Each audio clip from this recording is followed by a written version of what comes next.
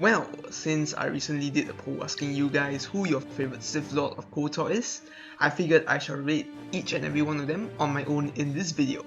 Also, if you're new to the channel, do check out the rest of my channel for new things related to Star Wars and the Old Republic.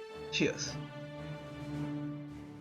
Right off the bat, the man, the myth, the legend himself, Revan, the Prodigal Knight.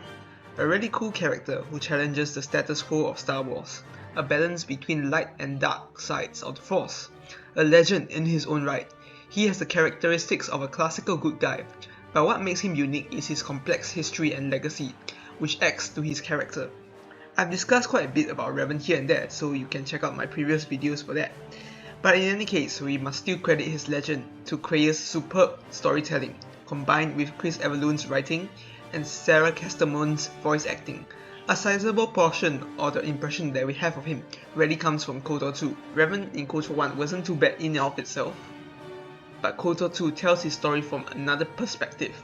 The KOTOR comics by John Jackson Miller also shine light on him in another perspective before the Mandalorian Wars, when he got the helmet of his. As a whole though, I'll say that Revan is slightly overrated in some circles, cause many fans just think of him as this really OP and cool character, but they never really once actually played KOTOR 1 or 2 in the first place, and he always seems to just win in those who will win polls. Like, my brother, educate yourself on the law.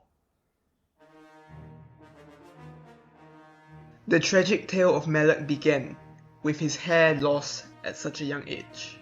Well, just kidding. Malak, also known as Alec, also known as Squint or Squintissimus or something like that, was Revan's best friend and the lesser known of the Sith duo. Like Revan, Malak's story isn't quite fleshed out in the first installment of Knights of the Old Republic, but he gets a small cameo in the ancient Sith tomb in KOTOR 2.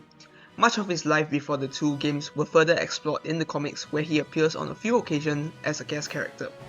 In all honesty, his arc is more or less the same as Revan prior to KOTOR 1, and the place where their paths diverge is where one is redeemed to the light side while the other remains in darkness.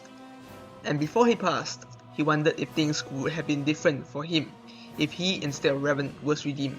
See, it's quite a tragic end for his character. Honestly, you see who he was before the games in the comics, led by his ideals and heroism to save the Republic from the Mandalorians, and having a certain romance arc, only to end up as a villain who is never fully redeemed.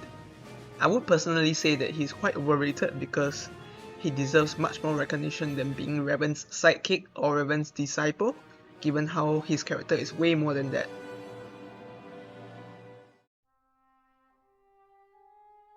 The Sith Lord who is literally too angry to die.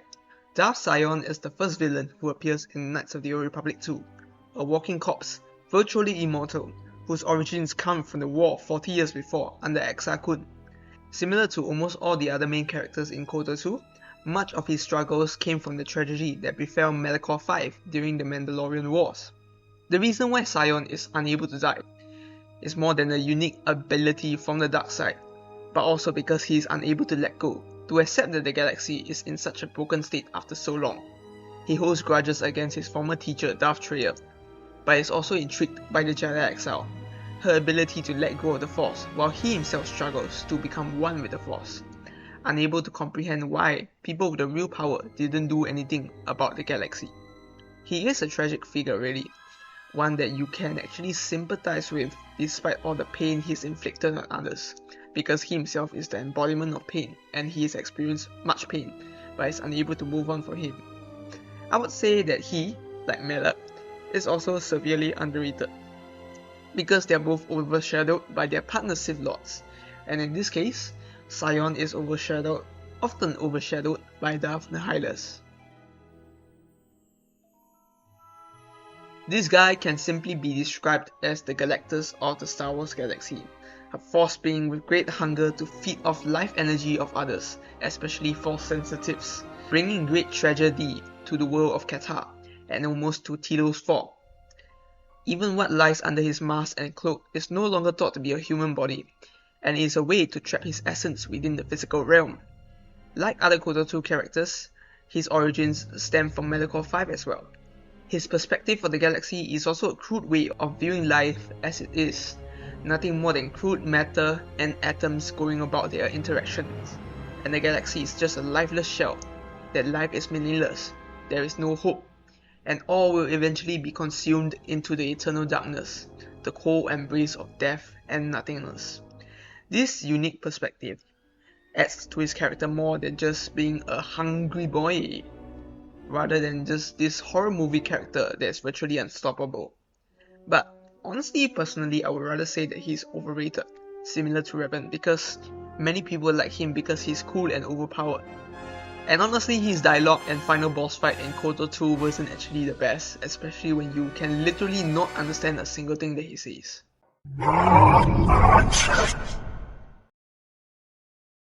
Rhea, the Lord of Betrayal. Well, it's no surprise that many of you guys enjoyed her extensive teachings on the Force, the Jedi, the Sith, and virtually everything and anything in the galaxy. Her voice actor killed it. She comes off as this aged old woman who has absolutely had enough about everything in the galaxy that she wishes to exert her own vision upon the galaxy, the death of the Force. But I do think that many people miss out her softer side, her love for the exile, how proud she was to see her teachings fulfilled in her student. And if you do buy into the whole theory about her being Aaron K, perhaps also a loving mother. But I do think that what adds to her character is also the many flaws she has, and maybe it's her attitude and her subtle xenophobia or her old age that may shun others away or may cause others to be turned off.